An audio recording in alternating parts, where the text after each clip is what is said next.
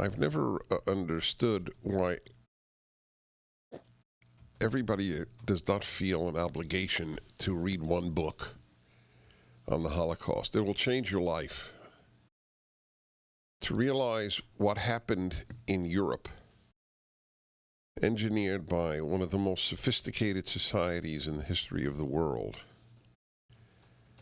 it has to make you think. Families rounded up, put in boxcars, and sent to be murdered. There is nothing quite like it. It's not the only genocide, but it's an industrial genocide. I speak frequently about the communist genocides. This was the Nazi genocide of the Jews. Others were slaughtered, obviously, in great numbers, but the Jews were targeted for extinction. Iran targets Israel for extinction. In the Jewish liturgy for Passover, in the book called the Haggadah, the Jews read. It's a very old book. It's thousands of years old. And in it is a phrase that I remember from the Passover Seder in my home, and of course said to this day in my home. But I remember as a child, in the Hebrew, I won't bother with the Hebrew, but I'll translate. In every generation, somebody rises up to annihilate us, not to oppress us. It's so interesting. To annihilate us. That was written almost 2,000 years ago. And I remember as a child thinking, well, not after the Holocaust. Nobody's going to want to do that anymore. And then there's the trustee. The trustee text was right. And now Iran wants to do it. And not only Iran.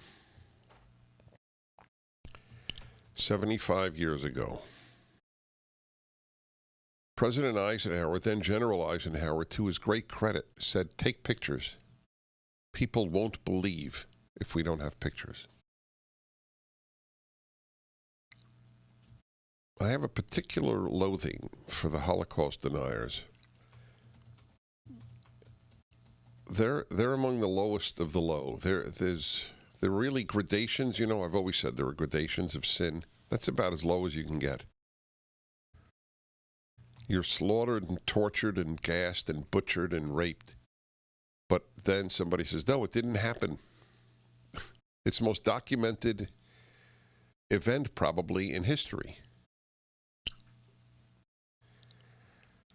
So I have a book on anti-Semitism. It's called Why the Jews? And it is an explanation of the phenomenon of Jew hatred. It's a unique hatred because it's exterminationist. Everybody hates some group or dislikes some group. The human bigotry is unfortunately quite ubiquitous. But none of them are exterminationist. We so hate you, we want to exterminate you. That's reserved for Jews.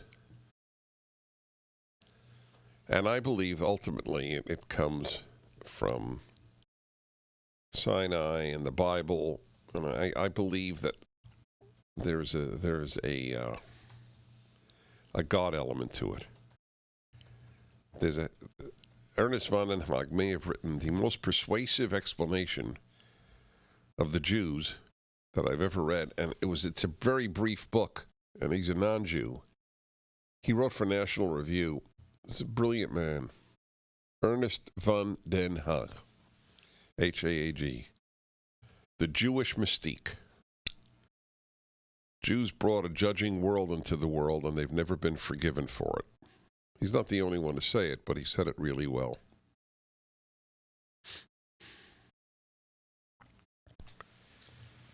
That's why many Jews who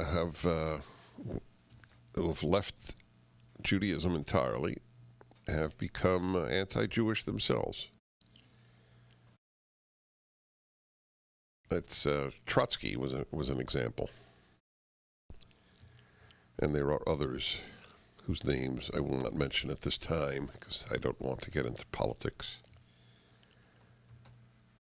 Anyway, that's the day today, 75th anniversary, and it is International Holocaust Remembrance Day.